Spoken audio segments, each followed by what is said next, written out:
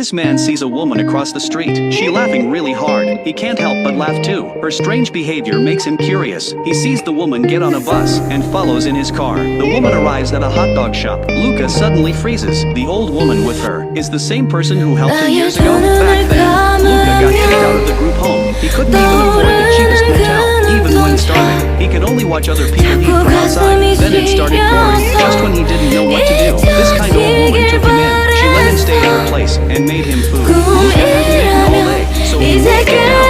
After eating, he spotted a box of money in the corner. The next day, the grandmother rushed back to check. Seeing the cash was still there, she breathed a sigh of relief. Luca noticed her concern and offered to go with her to the bank. He also asked her to open an account for him. The grandmother wanted her granddaughter to heal from losing a loved one, so she asked Luca to write letters to her on her behalf. She didn't want her to know, so the letters had to be signed with a fake name. Luca flipped through a newspaper and saw the name of Math Genius Phil. He used that as his alias. He never expected this fake identity would make them friends, comforting each other through letters. Later, Luca discovered his account was closed. Thinking of his hard-earned money, he immediately confronted the grandmother, accusing her of taking it. She pulled out a stack of bills, saying she'd borrowed the money for an emergency, but was now returning every cent. Luca realized he'd wrongly accused her. Not knowing what to do, he grabbed the money and left in shame. When Luca was about to leave the city in disappointment, the grandmother showed up at the station with new shoes and knelt down to put them on him. Luca understood her kindness, but couldn't find gentle words. He coldly asked how much the shoes cost. The grandmother looked at this stubborn kid. 약속해.